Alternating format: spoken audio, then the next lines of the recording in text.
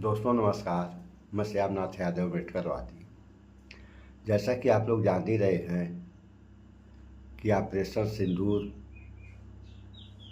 तो सेना ने किया ही, लेकिन उसके पहले विदेश मंत्री एस जयशंकर का कहना था कि हमने ऑपरेशन शुरू होने के कुछ समय पहले यानी 2-4-5 मिनट पहले पाकिस्तान को सूचित कर दिया कि आतंकवादी ठिकानों पे हमला होने वाला है या हमला किया जाएगा।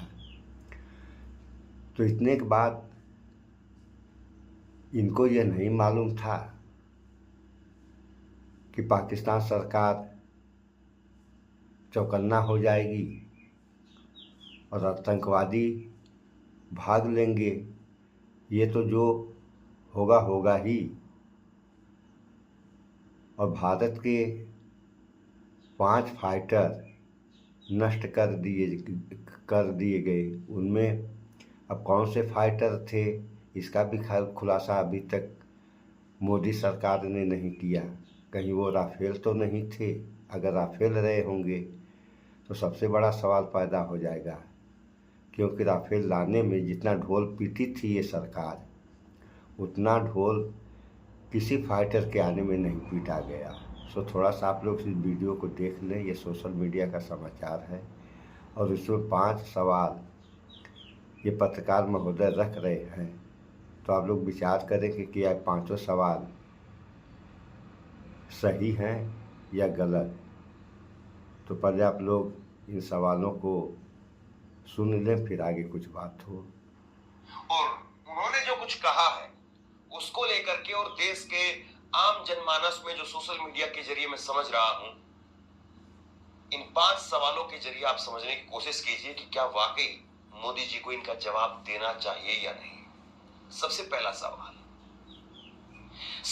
सवाल कि जब देश पर संकट आया, सबसे बड़ा संकट आया, तो क्या देश को इस बात को जानने का हक नहीं है कि उसकी सरकार, मौजूदा प्रधानमंत्री, उन्होंने किस तरीके से इसका सामना किया, किस तरीके से इस हालात में सरकार ने रिएक्ट किया। क्या ये देश को जानने का हक नहीं? और देश को कैसे पता चलेगा? देश को पता चलेगा जब संसद पटल पर जाकर के प्रधानमंत्री अपनी बात को रखे। रैली में बोलना, रोड शो में बोलना एक अलग मसला है, लेकिन संसद में जाकर के, संसद के पटल पर जाकर के बोलना, वो इतिहास का हिस्सा बनता है, वो इतिहास में दर्ज होता है। आप वहां पर बोलेंगे तो देश यकीन भी करेगा और पूरा देश सुनेगा भी। रैली में आप बतौर नेता के बोलें, उस पर आपके शब्दों की वो आपके शब्दों का वजन नहीं रहता जो संसद में आप बोलेंगे। तो सवाल यही कि जब देश पर सबसे बड़ा संकट आया तो उस वक्त में सरकार तो सरकार ने किया क्या? सरकार तो भूमिगत हो गई। जो भी किया और सेना ने किया। आगे सुनिए आप लोग क्या किया। दूसरा बड़ा सवाल, सरकार कम से कम तारीख बता दे। सरकार यही बता दे कि हम 15 दिन के बाद में, 20 दिन के बाद में, 1 महीने के बाद में हम विशेष सत्र बुलाएंगे, ताकि कम से कम लोगों में जो एक बार बार शंका पैदा हो रही है, वो फिर उस पर विराम लग सके, अफवाहों पर भी विराम लग सके। तो सरकार कम से कम तारीख तो बताए। तीसरा सवाल कि सीज फायर की बात हमें अमेरिका से पता चल रही है। अमेरिकी राष्ट्रपति वो ट्वीट करके बता रहे हैं कि सीज फायर हो गया है। बाद में यहां पर भारत में ऐलान हो रहा है और अब विमान की खबर वो सिंगापुर से पता चल रही है। गजब की बात है। चौथा सवाल ये है कि क्या देश को ये जानने का हक नहीं कि सीज फायर हुआ, संघर्ष विराम हुआ, तो किन किन शर्तों पर हुआ? बताया जाता है, लोगों को सामने आकर के ये बताया जाता है कि हमने इस आधार पर सीज फायर किया है।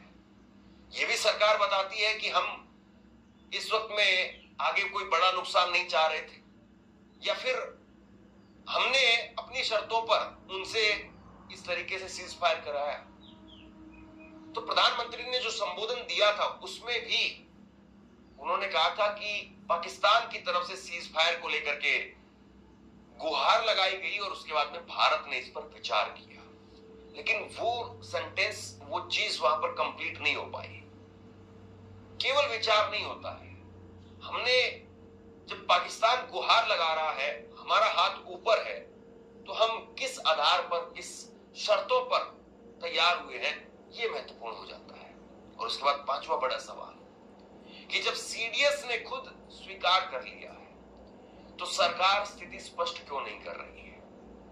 आप बताइए कि जब अनिल चौहान साहब सीडीएस के तौर पर, देश के सेना के प्रमुख के तौर पर, अगर वो इस बात को स्वीकार कर रहे हैं तो सरकार क्यों नहीं सामने आ रही है? दोस्तों, मैं आपको एक उदाहरण देना चाहता हूं। कारगिल का युद्ध आपको याद होगा, और कारगिल के युद्ध के मात्र 3 दिन के बाद, चौथे दिन, उस वक्त में अटल बिहारी वाजपेयी की सरकार, कांग्रेस तब भी विपक्ष में थी, आज भी है, बाकी तमाम पार्टियां, तकरीबन आप मान करके चलिए यही स्थिति थी जो आज है। और चौथे दिन अटल बिहारी वाजपेयी साहब की सरकार ने कारगिल रिव्यू कमेटी बना दी, और कारगिल रिव्यू कमेटी में 4 सदस्य थे, जिसकी अध्यक्षता कर रहे थे के सुब्रमण्यम। और ये कौन है पता है आपको? मौजूदा वक्त में जो विदेश मंत्री हैं एस जयशंकर, इनके पिता को अध्यक्ष बनाया था, बाकी सेना के अधिकारी थे उसमें, और के सुब्रमण्यम भी सेना के जानकार व्यक्ति थे, इसलिए उनको अध्यक्ष बनाया गया था। और उन्होंने फिर उसके बाद में 15 दिसंबर 1999 को सरकार को अपनी रिपोर्ट सौंपी, और सरकार ने 22 फरवरी 2000 को वो रिपोर्ट संसद पटल पर रखी। तो जब अटल बिहारी वाजपेयी गठबंधन की सरकार, मोदी जी का जो आज गठबंधन है, वो अटल बिहारी वाजपेयी से कहीं ज्यादा मजबूत है। तो वो जब अटल बिहारी वाजपेयी साहब अगर एक कारगिल रिव्यू कमेटी बना सकते हैं, सामने आकर के देश को बता सकते हैं, तो मोदी जी अभी तक इस मामले पर क्यों आगे बढ़ते हुए दिखाई नहीं दे रहे हैं? ये सवाल है। बड़ी बात आप सुनिए जरा। राहुल गांधी 17 मई को इस बात को कह रहे थे कि हमारे विमान गिराए हैं, ये सवाल पूछ रहे थे वो। और कांग्रेस के तरफ से जब ये बयान आया तो भाजपा के तमाम नेताओं ने पाकिस्तान की भाषा बोल रहे हैं, राहुल गांधी, कांग्रेस तो जो है वो पाकिस्तान के गुलाम है, चमचे की तरह से है, इस तरह की भाषा जो है वो प्रयोग की। लेकिन आप बताइए, 17 मई को राहुल गांधी ने जो बात कही, उस बात को सीडीएस यहां पर कहते हुए नजर आए। हालांकि अभी भी स्थिति साफ नहीं है कि कितने विमान हमारे गिरे, या फिर कितने हमने उनके गिराए, या फिर हमें जो चोट लगी है, नुकसान हुआ है। और ये ऐसा भी नहीं है कि केवल विपक्ष को बताने के लिए, या देश को, या फिर देश को बताने के लिए, देश के लोगों को बताने के लिए होता है। ये इसलिए भी होता है कि कभी अगर इस तरह के हालात बनते हैं तो उसमें रिव्यू कमेटी वगैरह बनाई जाती है कि हाँ, हमने यहां से, इस घटना से क्या सीखा, हमने किस तरीके से वार किया, क्या हमारी कमियां रही, क्या हमारी खूबियां रही, और आगे के लिए हमारी क्या तैयारी होगी। ये इसलिए जरूरी है, इसलिए प्रधानमंत्री को आना चाहिए। लेकिन अभी तक खैर, दूसरी बड़ी बात ना आएंगे क्योंकि उनके पास इतनी हिम्मत है ही नहीं है। मतलब विमान में वो दे वर का इस्तेमाल कर रहे हैं। वर का मतलब बहुवचन, यानी कि एक नहीं, एक से ज्यादा भी हो सकता है। Welcome to Smart Education for Smart Life. And today we're exploring. ये हाल है इस देश की सरकार का। और जब सरकार बननी थी तो दुनिया की सबसे मजबूत सरकार यही थी, जिसके अंदर आज बोलने की हिम्मत नहीं है। बाहर रैली करेंगे, रोड शो करेंगे, सीना ठोकेंगे, और संसद के अंदर जाने की हिम्मत नहीं है। ऐसी सरकार इस देश को चाहिए। तो क्या इसी को कहते हैं गद्दारी? तो मोदी और मोदी सरकार क्या देश के साथ गद्दारी कर रही है? अगर ऐसा की या करेगी तो इस देश और जनता का क्या होगा? सारी बातें छिपाई जा रही हैं जनता से। आखिर क्यों? क्या कारण है सच्चाई छिपाने का? कोई एक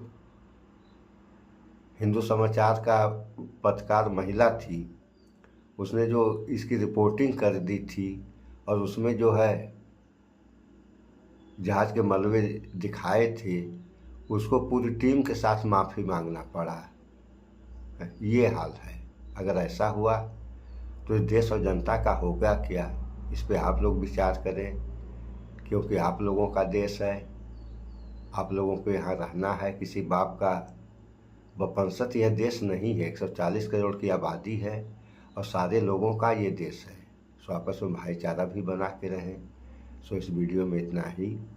स्वच्छता अपनाएं, शुद्ध खाएं, स्वस्थ रहें, शिक्षित बने। जय विज्ञान, जय संविधान। नमस्कार।